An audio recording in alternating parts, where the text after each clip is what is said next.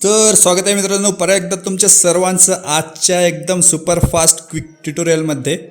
आणि तुम्ही थंबनेल तर बघितलं असाल, थंबनेल बघून तर पटकन तुम्ही व्हिडिओ बघत असणार. तिथं मोठं लिहिलं अक्षरात नो पासवर्ड म्हणून, त्यामुळं ज्यांना माहीत असेल तर ते घ्या, लगेच मटेरियल डाउनलोड करून. डिस्क्रिप्शनमध्ये लिंक आहे. आणि ज्यांना माहीत नाहीत त्यांना सांगून देतो लगेच 2 मिनिटात. आणि नवीन असाल तर बिलकुल आपल्या चॅनलला सबस्क्राईब करा मित्रांनो.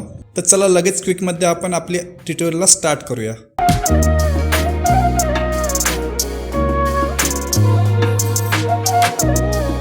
ओके, तर मित्रांनो मी तुम्हाला PLP फाईल प्रोव्हाइड केलेली आहे. त्यासोबत तुम्हाला PNG मटेरियल हे भेटून जाईल. डिस्क्रिप्शनमध्ये त्याची लिंक आहे. ज्यांच्याकडे पिक्सल लॅब ॲप्लिकेशन नसेल त्यांनी आपलं टेलिग्राम चॅनल जॉईन करा. तिथं पण मी मटेरियल देत असतो. आणि तिथं मी पिक्सल लॅब ॲप्लिकेशनची लिंक हे पिन करून ठेवलेले आहे. मोड ॲप आहे, त्यामध्ये इझिली कुठले पण PLP फाईल तुम्ही ओपन करू शकता किंवा तुम्ही प्ले स्टोअरवरून पण डाउनलोड करू शकता.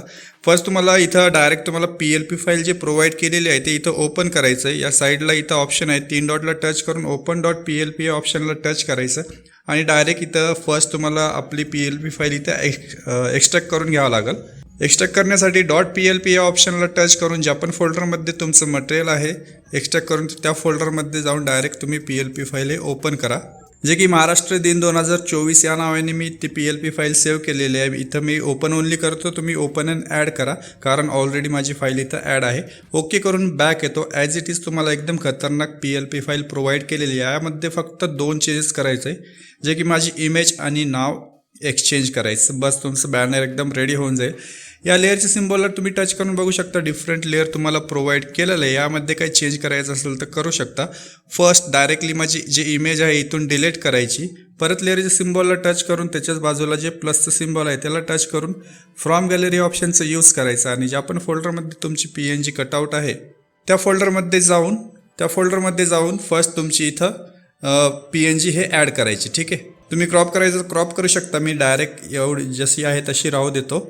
आणि राईटच्या सिम्बॉलला टच करून हे कॉर्नर टू कॉर्नर वाढून घेतो, कारण त्याच पोझिशनला माझी PNG हे ॲड केलेली आहे. परत आता नेक्स्ट काम करायचं, हे लॉक करून घ्यायचं आणि जे नावाचं लेअर आहे त्याला टच करून अनलॉक करायचं आणि हे नाव एडिट करायचं. एडिट करण्यासाठी तुम्ही डबल टच करा किंवा इथं याच्या सिम्बॉलला टच करून इथून एडिट करा. सिम्पल आपण जसं मराठीमध्ये नाव टाकतो त्याच पद्धतीने इथं तुमचं नाव टाकायचं आहे.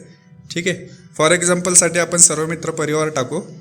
सर्व मित्र परिवार टाकून डन करून ओके करतो. फॉर एक्झाम्पलसाठी तुम्हाला दाखवण्यासाठी मी हे सांगितले.